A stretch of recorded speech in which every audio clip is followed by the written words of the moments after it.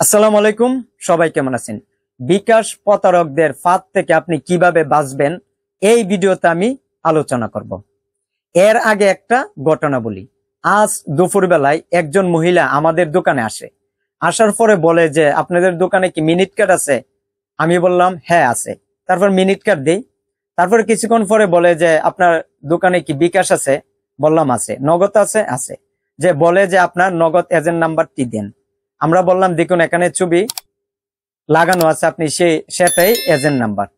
যে এজেন্ট নাম্বারটা সে ছবি তোলার পরে আমাদেরকে বলে যে ঠিক আছে, আপনার এই নগদ নাম্বারে 23,500 টাকা আসবে। 23,500 টাকা আপনার নগদে আসার পরে একটা ফোন নাম্বার দিয়ে আপনাকে কল দিবে, আর যে নাম্বারটি দিয়ে কল দিবে সেই নাম্বারটি বিকাশ থাকবে। এই নাম্বারে আপনি 18,000 টাকা বিকাশ থেকে ক্যাশ ইন করে দিবেন। আমরা বললাম ঠিক আছে, ওকে। সেই ব্যক্তি একজনকে কল দিয়ে, সেই মহিলা কল দেওয়ার পরে আমাদের ফোনে একটা মেসেজ আসে। মেসেজটা আসার সাথে সাথে সেই ব্যক্তি যে আমাকে কল করে, যে বলে যে আপনার নগদে 23,500 টাকা ঢুকেছে, আর যে নাম্বার দিয়ে কল দিয়েছি সেটা বিকাশ নাম্বার। এই নাম্বারে আপনি 18,000 টাকা ক্যাশ ইন করুন। আমি বললাম ঠিক আছে, আমি আমার নগদের ব্যালেন্স চেক করার পর যদি দেখি টাকা এসেছে তাহলে আপনাকে ফেরত দিব।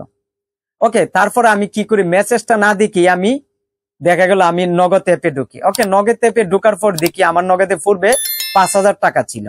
গিয়ে দেখি এখানে 5,000 টাকা রয়েছে। সেই ব্যক্তি বলল তার টাকা যোগ হয় নাই। ওকে, তারপরে আমি এই মহিলাকে ধরি। তারপরে দেখুন আমি যখন মেসেজটা চেক করতে যাই, সাধারণত নগদে কোনো ধরনের টাকা আসলে দেখুন এখানে নগদ লেখা থাকবে। দেখুন নিচে একটা মেসেজ আছে, কিন্তু এখানে কিন্তু নগদ লেখা আছে, এটা কিন্তু রিয়েল। আর দেখুন এই নাম্বারটায় একটা মেসেজ এসেছে, এটা কিন্তু ফেক। এই নাম্বারে একটা মেসেজ পাঠাইছে, তারপর পরবর্তী ছবিটা দেখাচ্ছি। দেখুন এই নাম্বারটা কিন্তু এখানে দেখা যাচ্ছে। আর নগদ থেকে মেসেজ আসলে কিন্তু এই ধরনের নাম্বার এখানে শো হবে না। বিকাশ অথবা নগদ থেকে যদি কোনো ধরনের মেসেজ আসে এইভাবে কিন্তু নাম্বারটা শো হবে না। দেখুন এটা সম্পূর্ণ ফেক মেসেজ। আমি যখন এই মেসেজটা দেখি তখন আমি বলি যে আপনার মেসেজটা ফেক। তখন আমি এই মহিলাকে আটক করি। ওকে, আপনারা যারা বিকাশ বা নগদ ব্যবসায়ী আছেন, আপনারা যতই ব্যস্ত থাকেন, বিকাশে অথবা নগদে টাকা আসলে আপনি কি করবেন, সর্বপ্রথম মেসেজটা চেক করার পরে আপনি আপনার ব্যালেন্স চেক করবেন। ওকে, করার পরে যদি দেখেন টাকা এসেছে, যোগ্য হয়েছে, তাহলে টাকা ফেরত দিবেন। কোন প্রতারক যদি বিকাশের অফিসার বা স্যার সেজে আপনাকে কল দিয়ে বলে যে আপনার বিকাশে সমস্যা আছে, আপনার বিকাশটি নষ্ট হয়ে যাবে, এবং আপনার কাছ থেকে বিকাশের কোনো ধরনের তথ্য চাইলে সাবধান, বিকাশের কোনো ধরনের তথ্য দিবেন না। যদি আপনি বিকাশের পিনকোড বা ভেরিফিকেশন কোড কোন প্রতারককে দিয়ে দেন তাহলে আপনার বড় ধরনের ক্ষতি হবে, আপনার বিকাশের টাকা চলে যেতে পারে। তাই সাবধান হয়ে থাকবেন। তাই আপনার পার্সোনাল ক্ষেত্রে যদি কোনো ধরনের টাকা আপনার ফোনে আসে পার্সোনাল বিকাশে, তাহলেও আপনি মেসেজটা দেখার পরে আপনি ব্যালেন্সটি চেক করবেন।